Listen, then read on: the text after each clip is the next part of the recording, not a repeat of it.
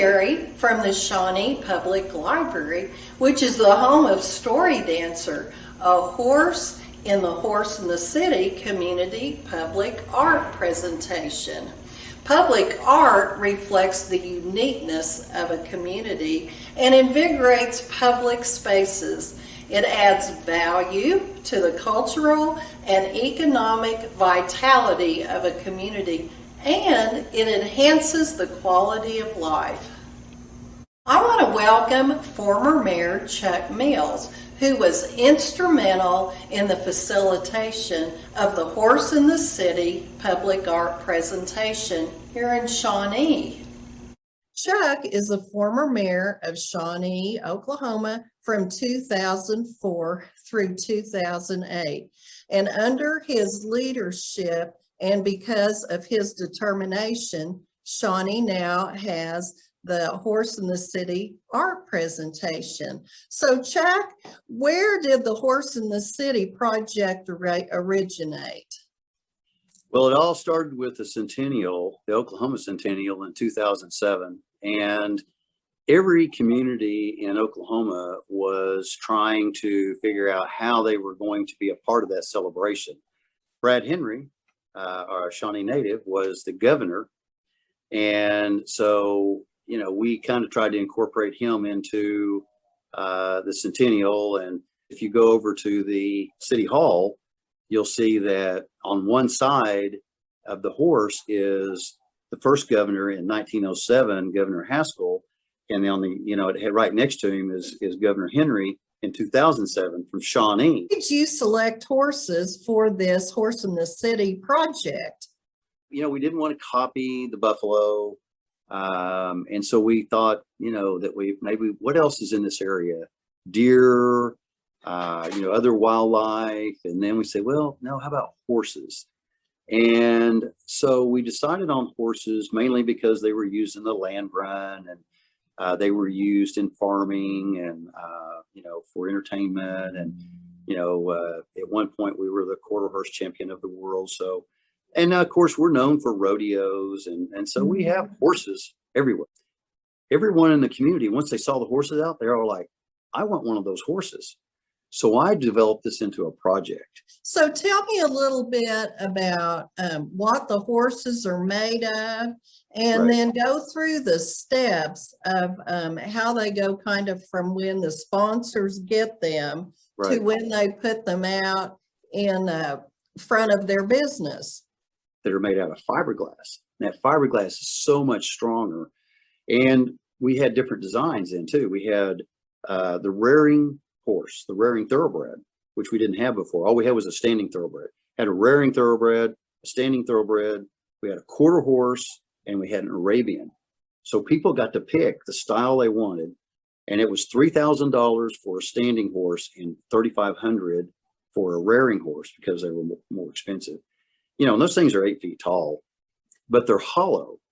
And, they only weigh probably about, like the rearing horse probably weighs 150 pounds, and the standing horse probably weighs 100 pounds, 125 pounds, something like that. So they're not solid. People look at them and they think they're like a solid statue. Well, they're not, they're hollow. And so you have to have really good reinforcing in the legs and stuff. And they did. So the process is the horse comes in, it's got a just a primer on it, like a gray primer. And then, we get the kind of bouncing around a little bit. We get the artist to, paint the horse. They use an outdoor paint, and then we get someone to clear coat. And the city would go install it. They would pour the concrete, and we had a sign made by Shawnee Trophy that, had the name of the horse, the name of the artist when it was installed, in a Horse in the City project kind of thing. Can you tell me about the landscaping around the horses? We were really fortunate. We didn't really even ask, but I knew Tom Terry and I knew the master gardeners pretty well. I'd spoken to their group before when I was mayor. They volunteered. They said, we'd like to make it a project because I guess to be a master gardener, you have to go build a flower bed or you have to do something in the community, which is a neat deal. And so they said, we want to take the horses and we want to put a steel band oval around the horses. And we want to put drought resistant, low maintenance plants to make the horses, really don't like they're not just stuck out there in a yard. They're actually a presentation, and it protects them a little bit because you hope that people aren't going to tromp down on flowers and the plant and the bushes and shrubs.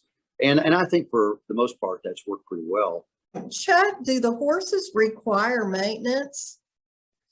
Well, they do. Of course, any painted surface, especially here in Oklahoma with all the hard winters and rainstorms and windstorms that we have, require maintenance on these things. But, they've held up surprisingly well. The very first horse that we installed was damaged by, improper structure of the materials. It was the polymer.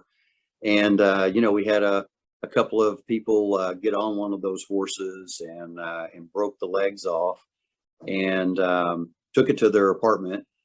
So we were able to find it with a reward and got the horse repaired and repainted. But we also had to do a lot of work on them. The first 12 that we made, because of the material, the polymer, we had to put steel rods up in the legs and steel shoes on the hooves, and they have held up till today to the winds we've had. What was the time span between the original horses and then it took off again, the project? We installed those first horses in 2007. Mm-hmm. And in 2008, really, I was still mayor. We had already installed in those other 20 or 25.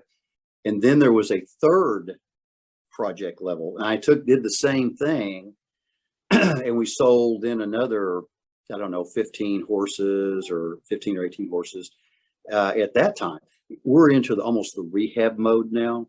I mean, it's been that long where we're having to repaint and recoat or even update the design and recoat it and all that because it's the sponsor owns it. So the city has this is not costing the city anything.